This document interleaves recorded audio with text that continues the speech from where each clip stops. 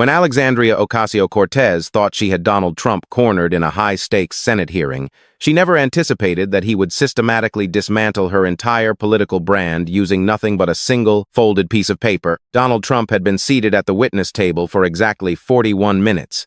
He had only a single sheet of paper in front of him, folded once, bearing numbers written in his own handwriting. There was no massive binder. There was no legal counsel seated beside him to whisper advice. The aide positioned behind him had a laptop open, but Trump had not glanced back at him even once. He was right in the middle of a lengthy explanation about the steel industry when Alexandria Ocasio-Cortez's name was finally called by the chairman. She had been waiting for this exact moment. Her legal pad was entirely covered in notes taken from the very beginning of the session. She had prepared questions, meticulously mapped out follow-ups, and specific data points underlined in 2 different colors. She had been observing Trump's testimony with the intense scrutiny of an attorney watching a hostile witness whose deposition she had already memorized, mentally marking every single place where his narrative seemed to falter. Chairman Morrison called her name, and Trump physically turned to face her. The cameras in the room captured the fraction of a second right before he spoke. His expression held no weariness, nor did it show cold calculation. Instead, it was something much closer to the look of a man who had just been handed a golden opportunity he was already expecting, quietly pleased that it had finally arrived. "Congresswoman," he said, delivering the title the way a boxing announcer introduces a heavy-hitting fighter. "Great. I was wondering when we would finally get to you." She did not offer a smile in return. "Mr. President, I want to ask you about the people that your policies have left behind." "The dress," Trump interrupted smoothly. "I have to ask about the dress. I know we will get there eventually, but first, go ahead. You were saying?" She looked at him for a long moment. It was the kind of stare that finalizes a decision. "Mr. President, your administration's policies have systematically dismantled the social safety net that millions of vulnerable Americans depend on every single day. I would like to start with health care." "Great topic," Trump replied warmly. "I love health care. Go ahead." The atmosphere in Senate Budget Committee Room SD 608 shifted. Trump sat casually at the witness table with his single sheet of paper and his folded notes, completely ignoring the aide behind him. AOC sat at the dais, second from the left, her thick binder open, 2 tabs clearly marked with colored flags. It was the very specific energy of a room where 2 opposing forces have both prepared extensively for the exact same conversation, and both of them know it. In his first 41 minutes of testimony, Trump had been pressed about tariffs, the national deficit, and the soaring inflation rate. He had technically answered all 3 questions, yet essentially answered none of them, pivoting, expanding, and looping his rhetoric back to an extended anecdote about a steel manufacturing plant in Ohio that somehow contained the answers to all the nation's problems if you were willing to listen long enough. The senator from Vermont had attempted twice to redirect him to a specific economic figure. Both times, Trump had politely acknowledged the number, briefly praised it, and seamlessly continued his story. AOC had watched this entire performance play out. "Mr. President, your big, beautiful bill cuts Medicaid by over $1 trillion, she stated firmly. The Congressional Budget Office projects that nearly 12 million Americans will lose their health insurance. I want to ask you to look at those 12 million people as human beings, and not just as line items on a spreadsheet." Trump was actively listening. When AOC spoke, he didn't just wait for his turn to talk with distracted politeness. He listened with the highly focused attention of a man taking a detailed inventory of his opponent's arsenal. "In my district alone, tens of thousands of my constituents rely on Medicaid to survive," she continued. "These are hard-working families. These are children. These are seniors living in nursing homes who have absolutely no other options. And you are cutting their health care. You are cutting it specifically to fund massive tax breaks for people who are already billionaires." She held his gaze. "The top 1% of earners in this country will receive an average tax cut of $60,000 under your proposed plan. Meanwhile, the bottom 20% will lose vital benefits worth far more than anything they could possibly gain. That is not an economic policy. That is a deliberate transfer of wealth, a structural, intentional transfer from the very people who need it the most, directly to the people who need it the least." It was a remarkably clean, effective attack. Her numbers were entirely factual. Her political framing was incredibly tight. Trump nodded slowly, offering the slight nod of someone who has heard a variation of this exact argument 1,000 times before and is currently deciding exactly how to dismantle this specific version of it. "The best social program in the world," he said evenly, is a job. I have said that my entire life. Everybody says that. When people have good jobs. Sir, Medicaid covers people who already have jobs, she interjected sharply. 42% of Medicaid recipients are working adults. They have jobs, they just do not have employer-sponsored health insurance because the places they work refuse to offer it. When people have truly good jobs, they get health care from those jobs, Trump countered. That is exactly how it used to work in this country. And we are going back to that standard. What about the nursing homes? What about disabled Americans? What about the children? Those vulnerable populations do not have jobs, she pressed. Trump paused. He looked directly at her. He seemed about to launch into a defense, and then he consciously stopped himself. It was a highly visible recalibration, the rare kind that occurs when a stubborn man suddenly decides to concede a point where he initially didn't want to. You are absolutely right that those populations are different, he conceded. I will grant you that point. The disabled, the children. Yes, those situations are entirely different. My primary concern is the able-bodied, working-age adults who are currently sitting on Medicaid when they are fully capable of working. There is a lot of them out there. There are some people on Medicaid who are working a little bit, but certainly not all of them. The proposed work requirements strictly address the ones who are not. The exchange between them was surprisingly genuine.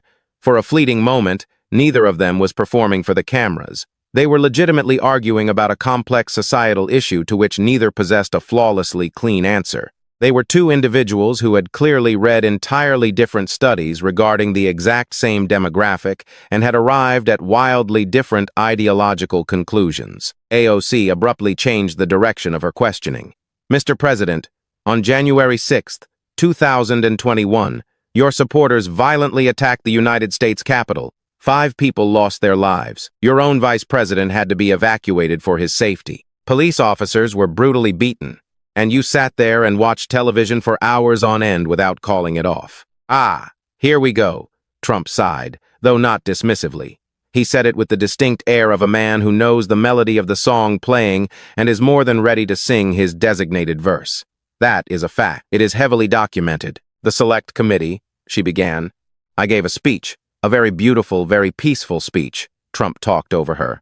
I explicitly used the word peaceful. You watched the violence on television for hours without... I put out multiple statements. I made numerous phone calls, he insisted. The Select Committee was nothing but a partisan witch hunt, totally political in nature. Everybody knows it. 5 people passed away, and I have openly said that was a terrible thing, truly terrible. But let me tell you what else is terrible. We will absolutely come back to the events of January 6th, AOC stated firmly, because I have several more questions on that exact subject. But first, the dress, Trump said, his voice brightening. Can we please talk about the dress? Because I genuinely think it is highly relevant. I really think it ties into this entire conversation. She looked at him with an unwavering, steady gaze. By all means, she said coldly. The dress.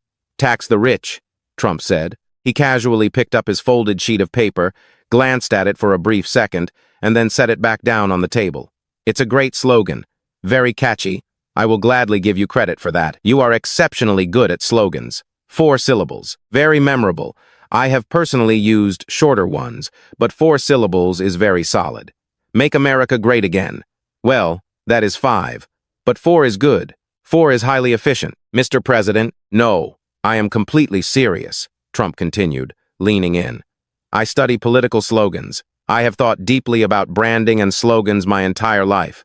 Tax the rich is a genuinely good one. It is simple, it is memorable, and it makes an immediate point. It works on a protest sign. It works printed on a hat. It works on. He paused for dramatic effect, and this is truly the impressive part. It works on a dress. You actually made it work on a dress. That is not an easy thing to do. AOC was watching him closely, her expression mirroring someone who acutely realizes she is being led into a trap, but cannot yet identify the exact mechanical trigger. Now, let's talk about the dress itself, he said, shifting his weight slightly. It was the physical shift of a predator that has been patiently circling its prey and is finally preparing to strike. It was custom-made. Aurora James designed it. A very talented woman. Really fantastic work. I have actually met her. Very impressive. The dress cost somewhere between $15,000 and $30,000, depending entirely on whose financial estimate you choose to believe. The party itself, The famous Met Gala, $35,000 for a single ticket. So, you attended a $35,000 elite event wearing a $30,000 custom gown. He looked directly into her eyes, a gown that boldly stated, "Tax the rich." The Met Gala is a charitable event that raises crucial funds for. And you did not even pay for it, Trump cut in. The atmosphere in the massive hearing room fundamentally changed in that very specific, undeniable way rooms change when something brutally simple and undeniably factual has been dropped into the middle of the floor. AOC's facial expression remained frozen. She had fully anticipated this angle of attack. She had spent countless hours with her legal team meticulously preparing her answers to this exact line of questioning. The House Ethics Committee thoroughly investigated my attendance at the Met Gala for 3.5 years, she stated clearly. It was widely considered one of the most exhaustive and thorough investigations in recent congressional committee history. Over 12,000 pages of documents were reviewed. They conducted multiple witness interviews and sifted through extensive private correspondence. After all of that unprecedented scrutiny, the committee officially found that my attendance at the charity event did not violate any House rules. They found that you impermissibly accepted expensive gifts, Trump countered quietly. The committee found a minor technical matter involving. They found you impermissibly accepted gifts, he repeated, speaking the words clearly and deliberately, as if reading a formal legal finding into the permanent congressional record. That is the exact language used in the published report, officially signed by the committee members. I have read it myself. My people have read it. We spent a lot of time with it. He picked up the sheet of paper again, not to actually read from it, but merely holding it as a prop, the way some people hold a cocktail glass they have no intention of drinking from. The dress, the fancy accessories, the designer shoes. There was a whole massive issue with the shoes, apparently. The professional hair, the luxury makeup, all of it. Deemed impermissible gifts under House ethics rules. And the working-class people who provided those exact things, the designers, the stylists, the everyday people who actually did the hard labor, they were left waiting to be paid. They waited, and they waited. One of them eventually had to file a formal, legal complaint, a complaint for non-payment directly against you. The matter was only resolved after the Ethics Committee legally forced you to resolve it. He gently placed the paper back down.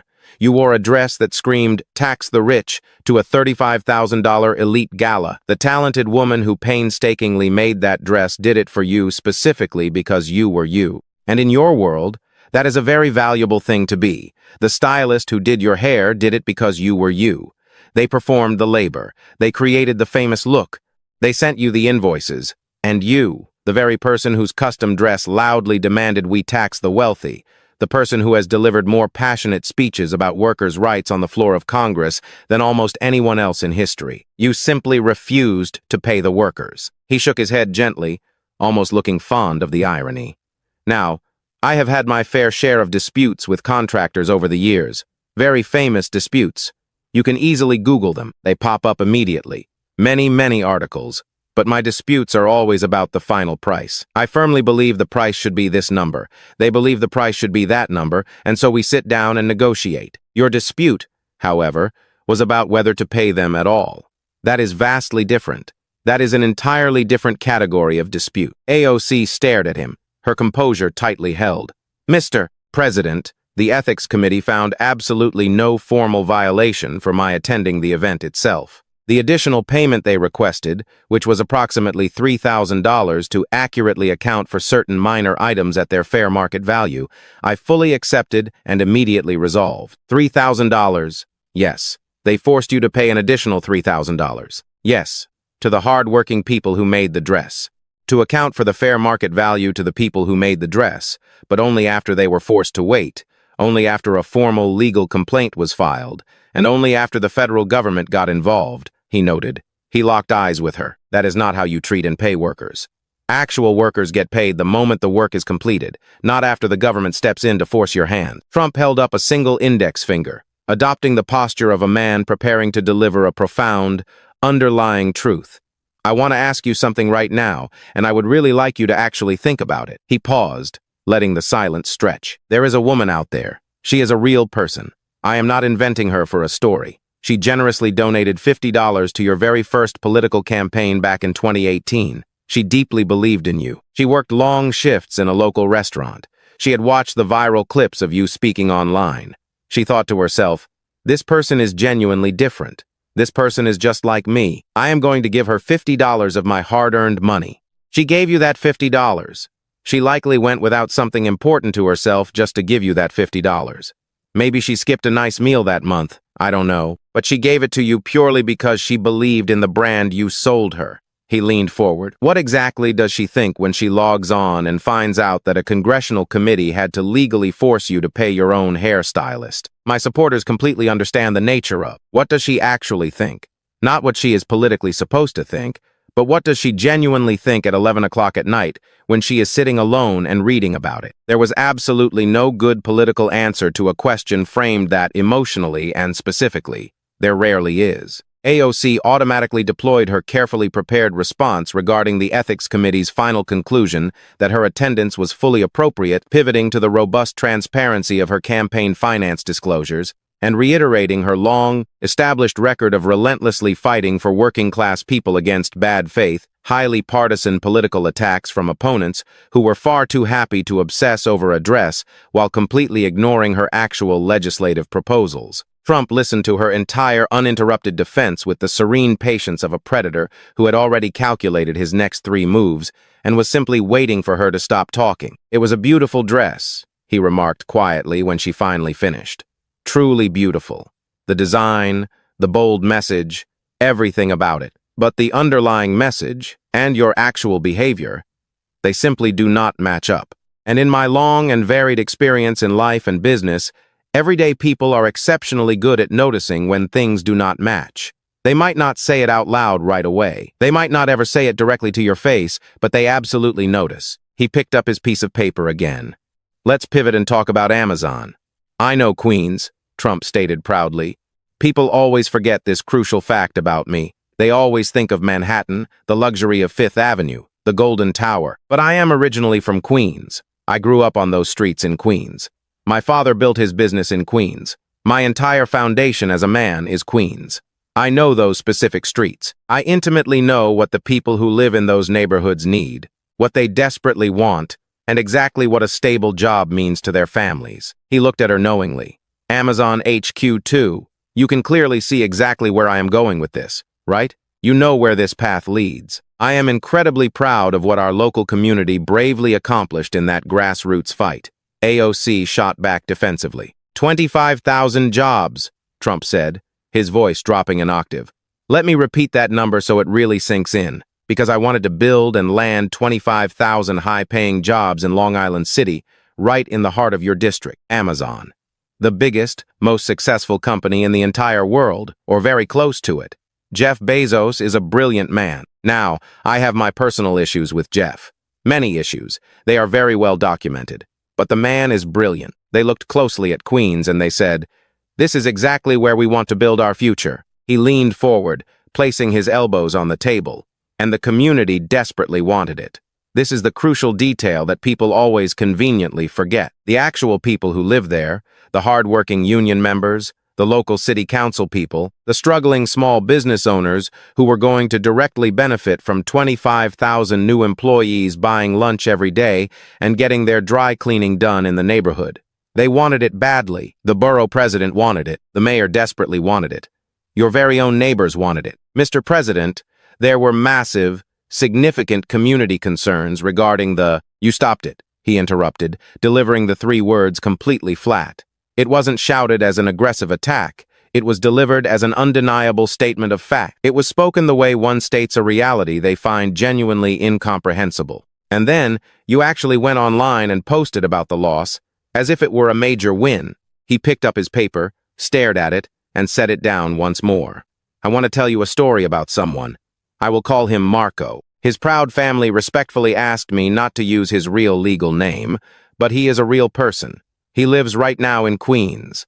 Marco's father legally immigrated from the Dominican Republic back in 1987. He worked back-breaking shifts in a dusty warehouse his entire adult life. He was a very good, honest worker. Marco grew up watching his tired father wake up at 5 in the morning every single day and not return home until 7 at night. Marco decided he wanted something a little bit better for his own life. He studied hard, got specialized training in corporate logistics, earned his professional certifications. He did the whole 9 yards. When Amazon proudly announced HQ2 was coming, Marco went to all those local community meetings. But he didn't go to protest. He was there to politely ask questions, the exact same questions every single time. What are the specific warehouse jobs? What is the actual pay scale? Are these positions going to be unionized? What kind of healthcare benefits will they offer? Because he had a young family to feed.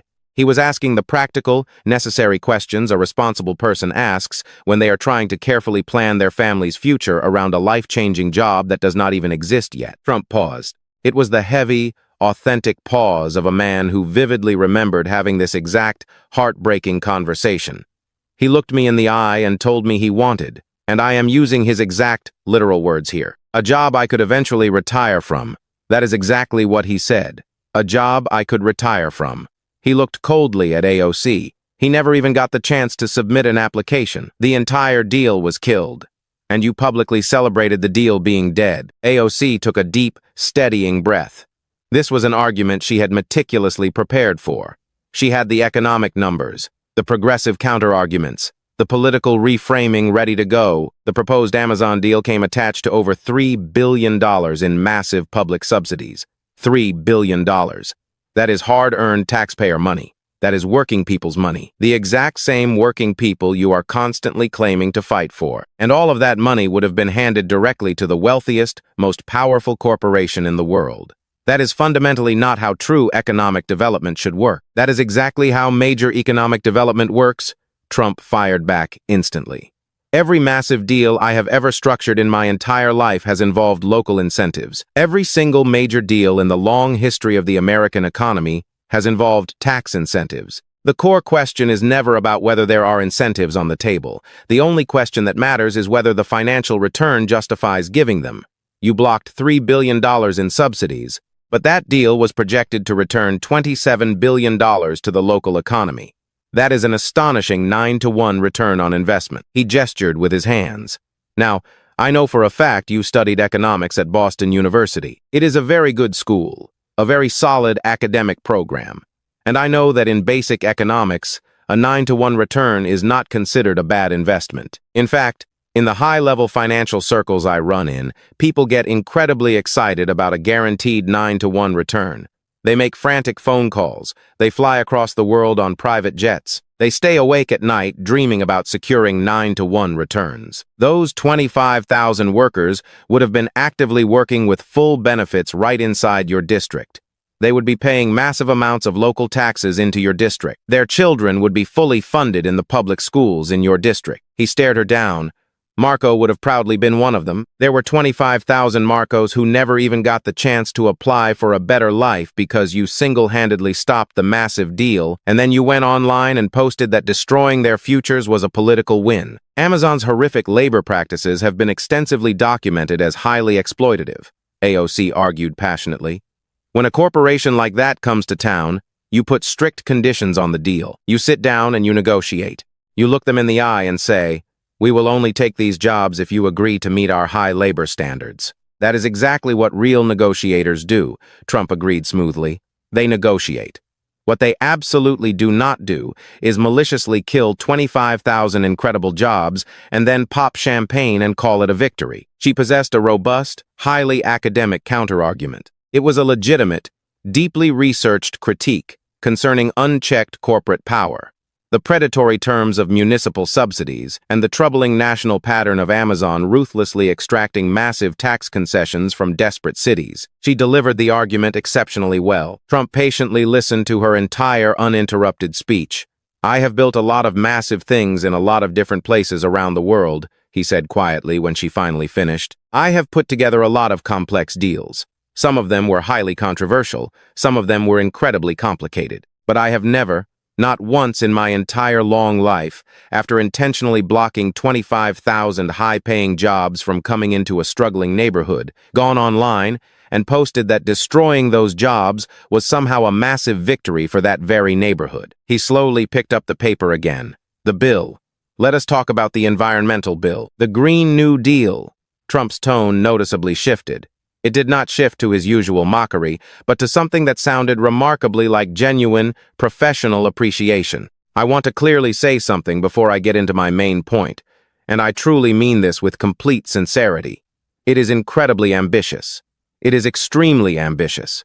I have deep respect for raw ambition. I have lived my entire life fueled by ambition. People who know me best, and a lot of people know me. More people probably know me than almost anyone else in the world. They will all honestly tell you this. Donald Trump respects bold ambition. Mr. President, net zero carbon emissions by 2050. High-speed rail constructed everywhere across the nation. Guaranteed federal government jobs for absolutely anyone who wants one. Universal, government-provided health care bundled as part of the total package. Mandating the retrofitting of every single existing building in America to be completely energy efficient. He was casually reciting the massive tenets of the legislation from memory, exactly the way someone recites critical information they have specifically committed to memory for a lethal purpose. I know this massive document. I have read it.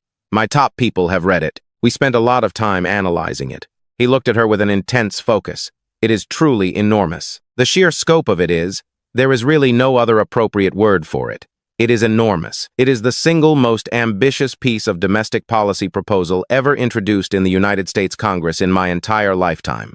Probably, maybe, ever. People can vigorously debate the actual merits of it.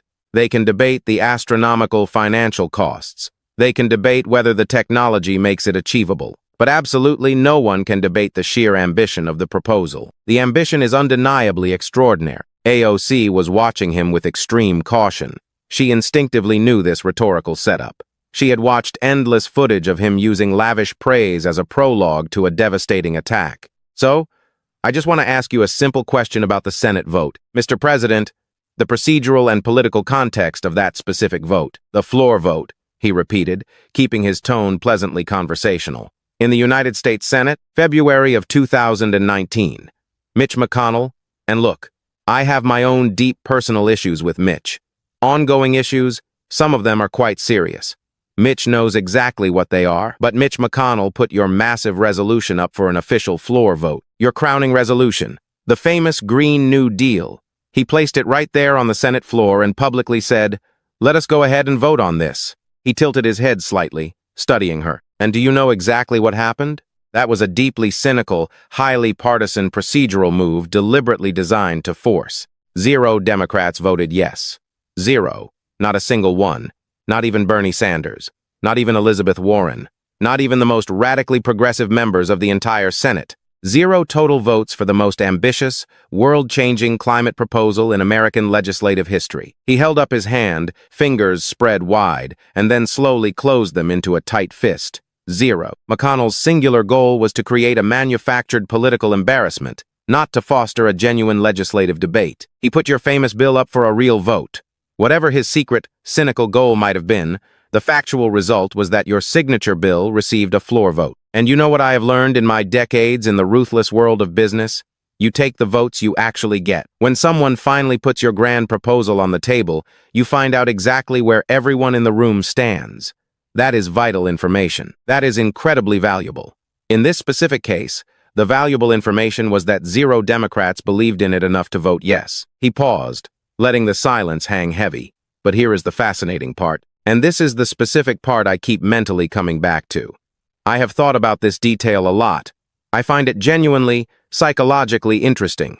You personally voted present. I deliberately voted present to strongly protest the bad faith, cynical nature of the vote itself. Not to. You voted present on your very own signature resolution. The Senate process was, I fully understand the intricate process argument. I have heard the tired process argument a million times, Trump dismissed. The political process argument is simply saying, Mitch McConnell was being a cynical politician, and therefore I am magically excused from having to engage with the actual substance of my own ideas. He stared hard at her. But present simply means you were physically standing in the room. Present just means you successfully showed up to work that day. That is the entire, literal content of a present vote. You essentially said, I was physically here for the most important, world-saving piece of legislation I have ever written. Your characterization of the event, not mine. You yourself have loudly stated that this is the absolute defining existential issue of our time. Yet, when the chips were down, you merely voted present. The cameras clicking in the press gallery seemed deafening. A seasoned reporter had completely stopped typing on his laptop and was openly staring, slack-jawed, at the witness table. The resolution, as it was originally written, was merely a broad framework. AOC defended herself tightly. It was never intended to be a finalized, polished legislative product. It was clearly intended to forcefully articulate a bold set of guiding principles. So you introduced a massive framework. Yes. To the United States Congress. Yes. Asa. Without a single mathematical cost estimate attached to it, Trump noted with a heavy pause. The visionary resolution was primarily focused on the massive scope and direction of, you introduced a world-altering framework with zero cost estimates. And when they finally voted on it, you voted present. He tilted his head, feigning disbelief. So, let me get this straight.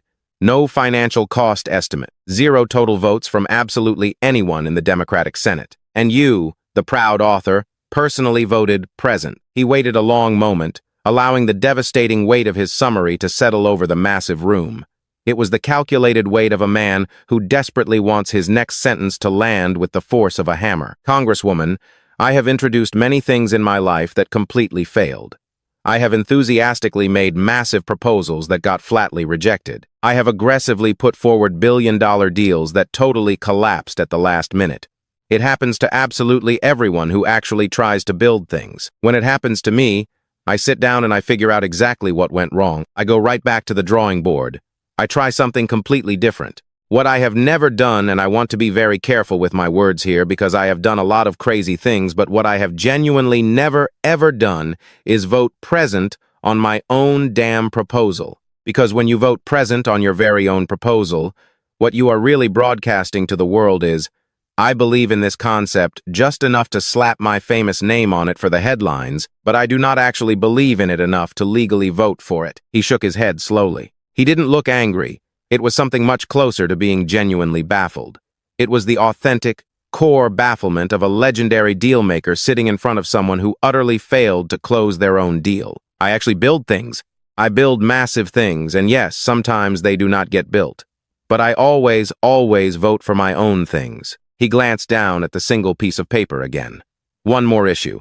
I want to clearly state something important before I get deep into this. Trump's distinctive voice suddenly took on the reflective quality of someone shifting from a combative argument to a philosophical observation. When everyday working people give their hard-earned money to a political campaign, and let me tell you, I have raised a lot of campaign money over the years. Billions and billions of dollars from millions of different people, probably more grassroots money than almost anyone else in history. When they do that, they are deeply entrusting you with something sacred.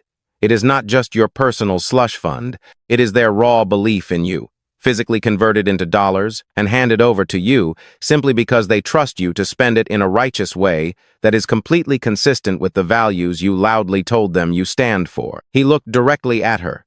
That is an incredibly serious responsibility. I have always taken that bond very seriously. Even when I was spending their money highly aggressively, and believe me, I spent it very aggressively to win. I always knew in my heart, this money is not mine. I am merely holding it for them. Mr. President, I truly appreciate the hypocritical lecture on campaign finance ethics from a man who has faced Puerto Rico, Trump interjected pleasantly, cutting her off completely. AOC abruptly stopped speaking. Public campaign finance records. Fully public documents, Trump continued smoothly. Absolutely anyone with a basic internet connection can pull them up right now.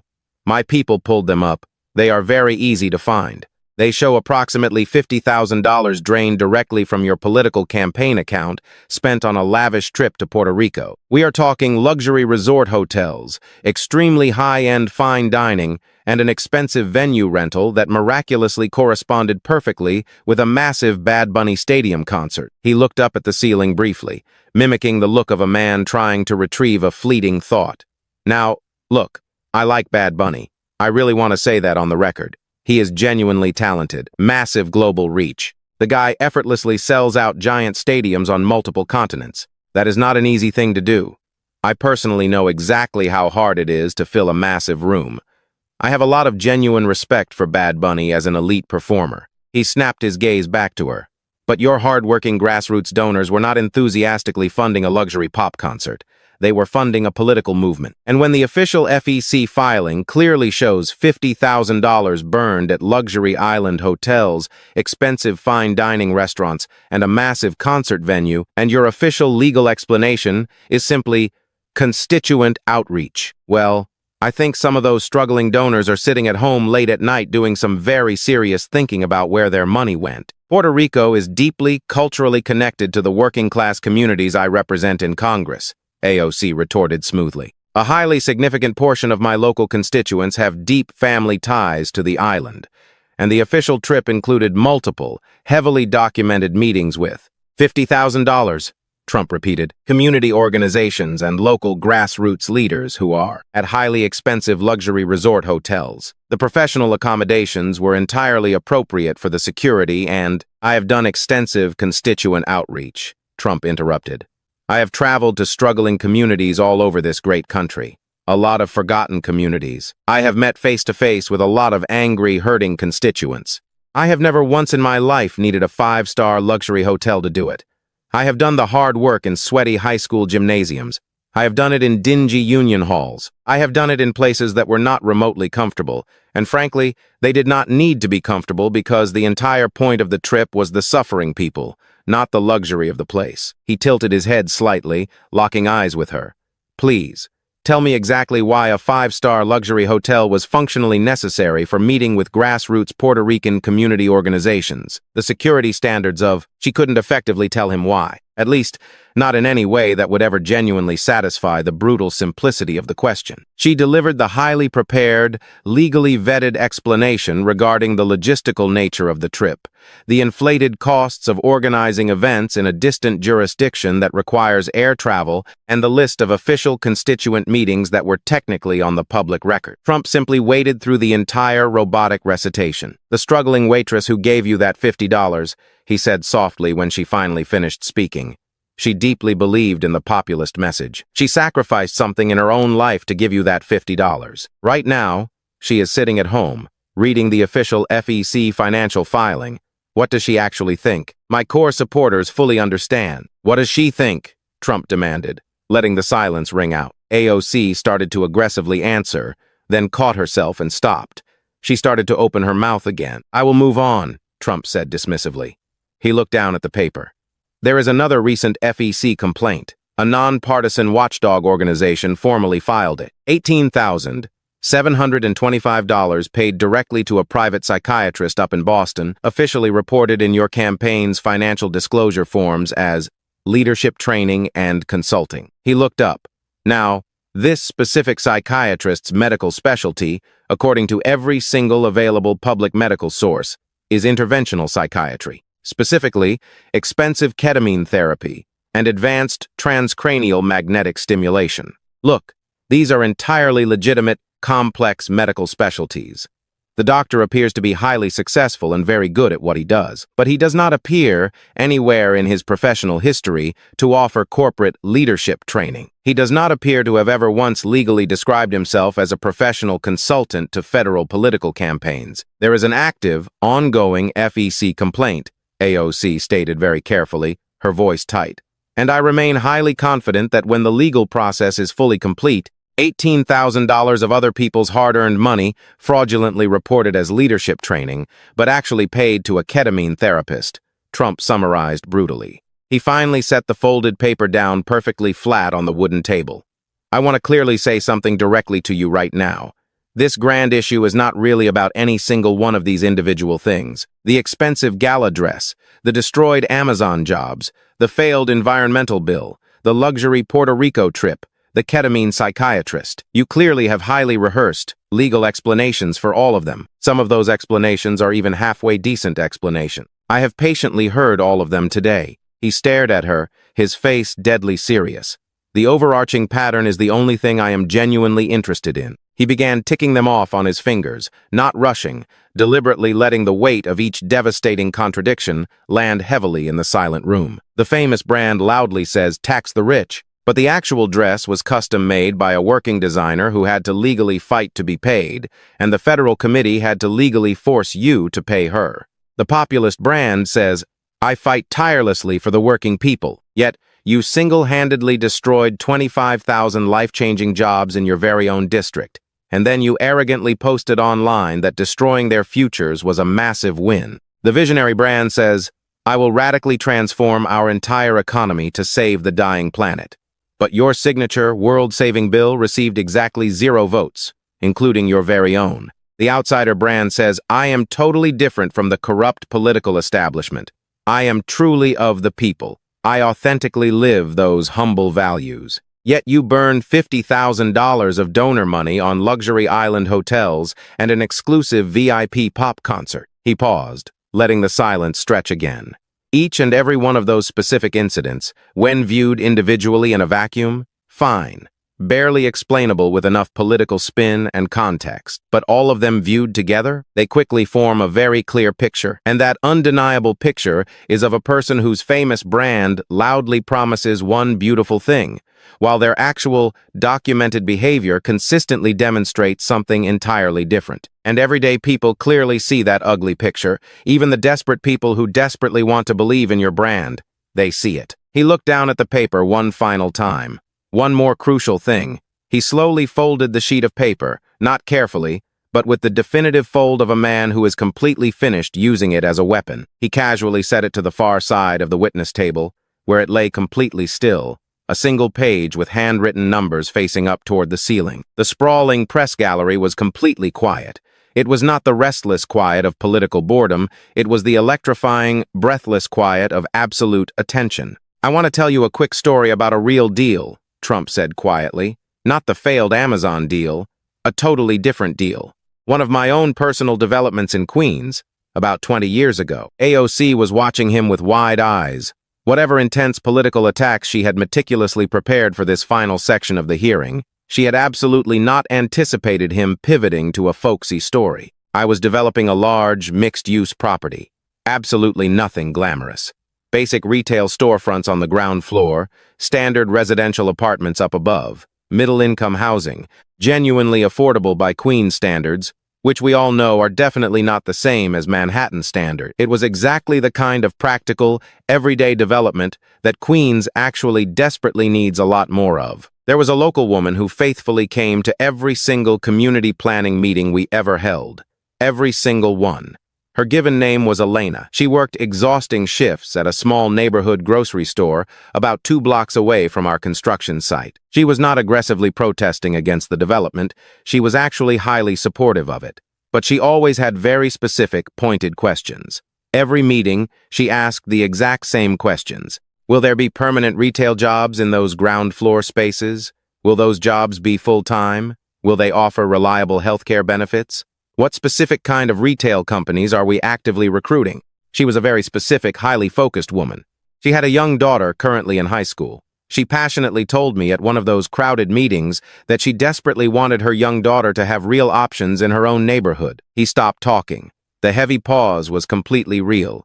It was the poignant pause of an older man who has told this specific story many times before and finds that it still genuinely holds a piece of his heart. We successfully built the development. The ground floor retail spaces quickly filled up. One of those spaces became a bustling neighborhood pharmacy. Elena applied and got a great job working at that exact pharmacy. Full-time hours, full medical benefits. She worked happily there for 11 solid years. I know this for an absolute fact, because back in 2016, right after I surprisingly won the presidential election, she sat down and wrote me a letter, a beautiful, handwritten letter. She wrote, "Mr. Trump, the development you built put me into the stable job that finally paid for my daughter's beautiful college graduation party. Thank you." He looked sharply back at AOC, his eyes boring into hers. That is what a real deal is. That is exactly what a successful deal actually does in the real world. It physically makes something tangible exist where there was previously absolutely nothing. It puts a proud, hard-working pharmacist into a brick-and-mortar building that simply did not exist before. And that proud pharmacist's steady paycheck goes directly to funding a joyous party that celebrates a young girl from Queens who successfully went to college. You aggressively killed a massive deal, the Amazon deal. There are 25,000 desperate people in Queens who never even got the chance to be the next Elena. 25,000 people who never even got the chance to attend those community meetings and ask their own specific, desperate questions about healthcare benefits and full-time hours. People who never got the life-changing job. People who never got to write a proud letter. He leaned forward, his massive frame dominating the space. Now, I know exactly what you will say to the cameras later. You will smoothly say the corporate subsidies were morally wrong. You will say Amazon is a predatory bad actor. You will say the proposed deal had structural problems. Look, maybe it did. I have my own massive issues with Amazon, but those were 25,000 real, high-paying jobs strictly for your own district, and you publicly celebrated stopping them from ever existing. He looked at her with an unflinching, terrifyingly steady gaze. I want to ask you a serious question, and I genuinely want a real, human answer. Not a slick political talking point, not a highly rehearsed PR response. Just a real answer. When the struggling waitress from Queens who sacrificed to donate $50 to your political campaign reads about your luxury hotels in Puerto Rico, exactly what do you look her in the eye and tell her? When Marco, who desperately wanted a stable job he could finally retire from, logs online and reads your joyful celebration tweet about destroying his future, exactly what do you tell him? When the passionate young climate activist who spent their weekends putting up campaign posters for your Green New Deal finally finds out that you cowardly voted present on it, exactly what do you tell them? AOC sat frozen, staring back at him. She was clearly thinking. She was actually, genuinely thinking, rapidly searching her mind, not merely accessing a pre-written, focus-grouped response. The heavy silence in the room lasted long enough that the profound emptiness of it became its own devastating answer. I make deals, Trump finally said softly. I make massive deals, and yes, sometimes they work beautifully, and sometimes they fail miserably. And when they actually work out, grateful people exactly like Elena sit down and write handwritten letters. And when my deals fail, I have to look in the mirror and figure out exactly what I did wrong. I have done a lot of terrible things wrong in my long life. A lot of it very publicly. It is all heavily documented by the media, but I made a successful deal that put a struggling woman named Elena into a stable pharmacy. And that exact pharmacy is still standing there today, and that physical reality actually means something in this world. He slowly looked down at his folded paper resting on the wooden table. I just really want to know what you have actually made. Not the famous brand, not the catchy slogan, not the theoretical legislative framework. What did you ever actually physically build? Who in this country has ever written you the letter? The unanswerable question hung heavily in the dead air of the massive room. Thank you, Mr. Chairman. I will yield back the remainder of my time. The resulting video clip was exactly 3 minutes and 41 seconds long. It strategically started with Trump asking the emotional question about Elena's handwritten letter, "Who wrote you the letter?" and ended precisely with him calmly yielding back his time. An anonymous user pulled the pristine footage directly from the live C-SPAN satellite feed within an hour of the dramatic hearing ending and quickly posted it online with absolutely no text caption attached. Within the first 24 hours, the raw video organically accumulated over 11 million views. It did not aggressively spread the normal way highly partisan political content typically spreads, being artificially amplified within toxic echo chambers that already blindly agree, endlessly bouncing between angry accounts that merely confirm each other's existing ideological priors. It spread the ancient way profound human stories naturally spread, which is person to person, sent through private messages often with absolutely no added commentary at all, or perhaps just a single word or a simple punctuation mark. The emotional story about Elena, the handwritten letter, the neighborhood pharmacy, the devastating, unanswerable question right at the very end. People quietly sent it to family members they knew living in Queens. People forwarded it to old friends who had obsessively followed the bitter Amazon HQ2 political fights years earlier and still harbored unresolved, angry feelings about the disastrous outcome. People sent it directly to idealistic friends who had proudly donated their own money to AOC's progressive campaigns and were now suddenly doing some very quiet, uncomfortable thinking. Not all of these viewers were hardened conservatives. A highly significant number of them absolutely were not. That was the unique, terrifying quality of this specific viral clip. It simply did not require you to personally like Donald Trump. It did not require you to morally approve of Trump. It did not even require you to politically agree with Trump to physically feel the devastating weight of his final question. It only required you to have deeply believed, at some hopeful point in your life, in the beautiful version of AOC that her curated political brand presented to the world, and to painfully hold that idealistic belief right next to the brutal reality of the expensive dress, the luxury Puerto Rico trip, the celebratory Amazon tweet, and the cowardly present vote, and to quietly wonder whether the brilliant marketing version and the documented factual evidence were actually describing the exact same human being. The brutal question simply did not have a good, satisfying answer. That unavoidable fact was painfully visible to everyone. Every single person watching the footage could clearly see her inability to answer. The mainstream media's subsequent coverage of the viral moment was exceptionally careful, and in its extreme carefulness, it was highly damaging.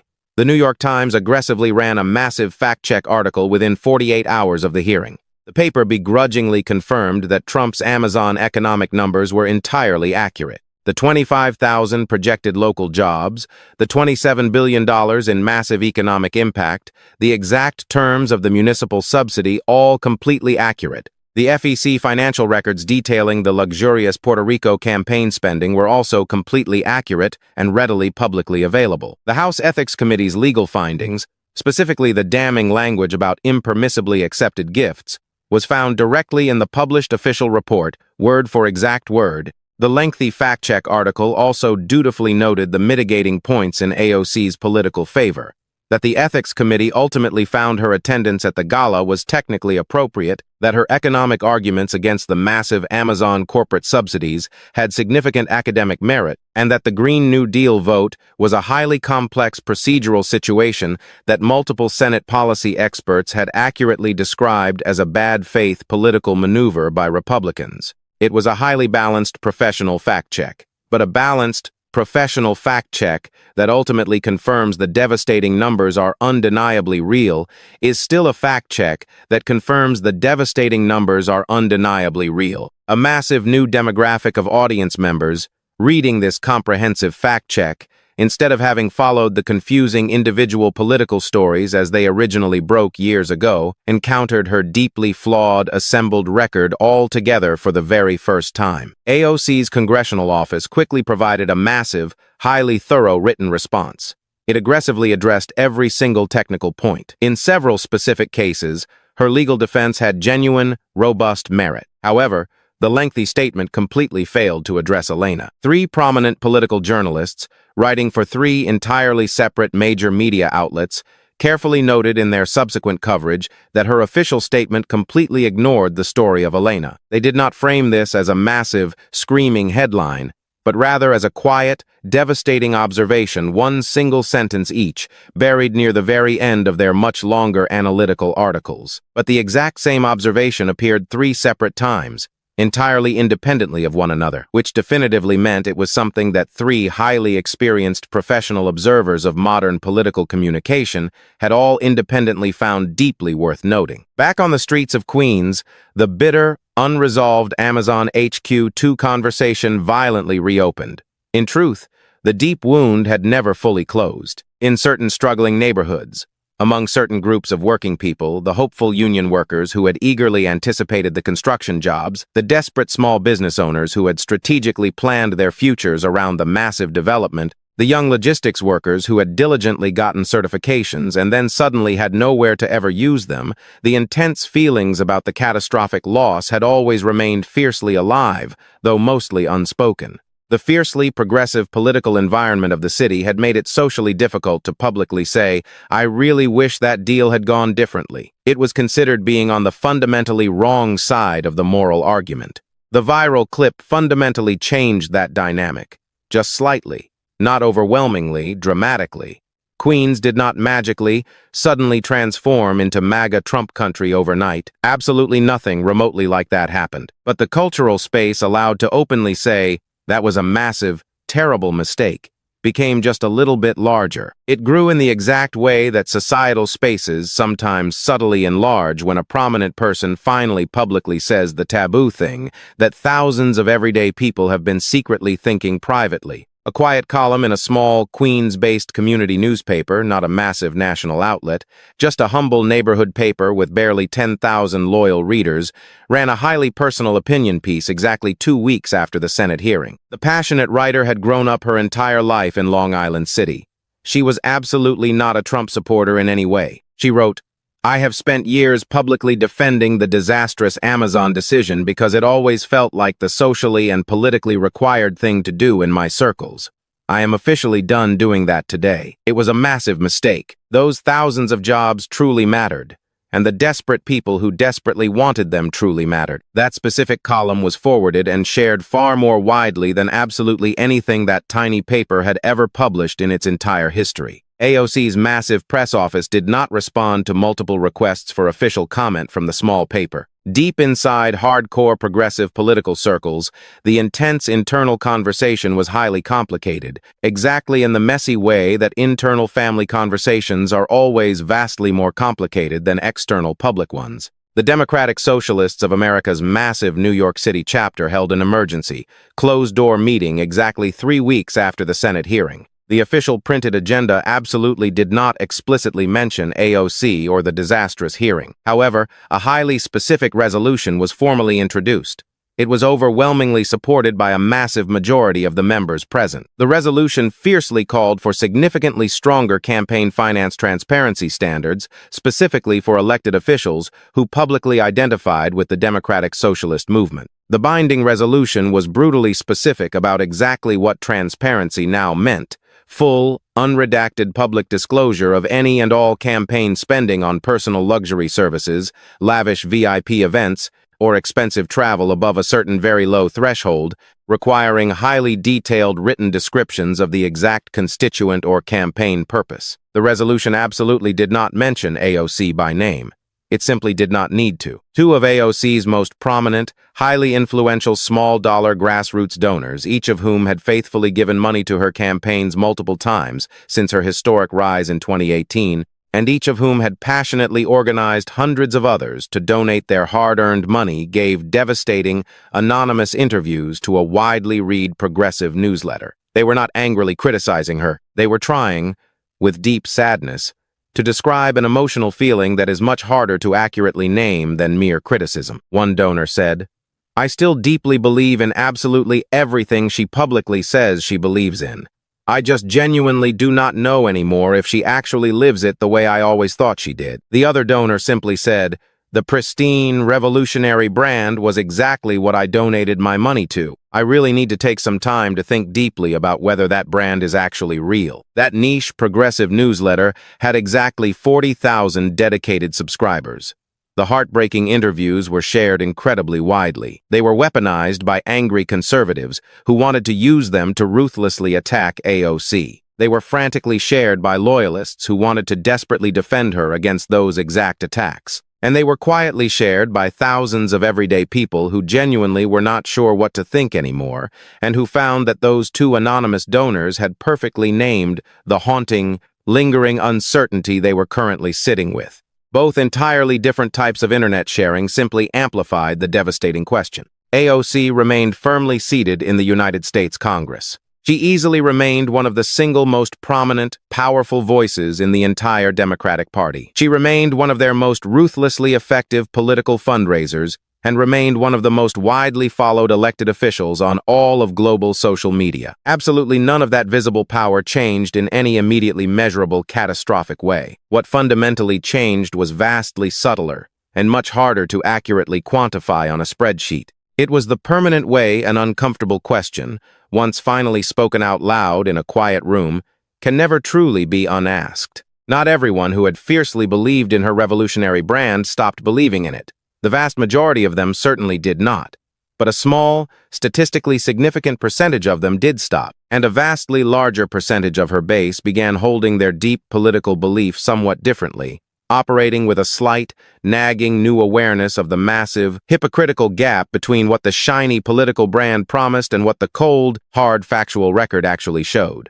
That specific kind of subtle psychological change never shows up immediately in quarterly fundraising numbers. It only shows up much later, in the quiet, hushed conversations people have privately at their kitchen tables late at night, whispering about whether the powerful person they are blindly giving their money to is actually who they claim to be. Back in Jackson Heights, deep in the heart of Queens, the bustling neighborhood pharmacy was still standing there. Elena had officially retired exactly 2 years ago. The bright young woman currently standing behind the busy counter in the early morning light was named Maria. She was 27 years old, born just 4 short blocks away from the storefront. She had attended Queens College on a highly competitive partial academic scholarship, and she had brilliantly passed her rigorous state pharmacy board exams on her very first attempt. She had absolutely not watched the chaotic Senate hearing. She had never even seen the viral C-SPAN clip. She efficiently opened the pharmacy doors at exactly 7:45 in the morning. She flicked the bright overhead fluorescent lights on, professionally checked the sprawling digital prescription queue, meticulously confirmed the massive wall of inventory, and quickly reviewed her staff's busy schedule for the day. She absolutely did not know that her humble workplace had recently been loudly named in a massive, high-stakes Senate hearing room in Washington, D.C. She did not know that her job had been passionately described by a former president as the direct product of a highly successful business deal. A powerful deal that physically made something tangible exist where there was previously absolutely nothing. A massive deal whose ultimate, lingering consequence was simply a young, proud pharmacist turning on a bright light on a quiet Tuesday morning. She simply didn't need to know any of that. The day's very first sick customer would be arriving in exactly 12 minutes. The important prescription was already perfectly prepared and ready. She turned around and walked to the back counter to get it.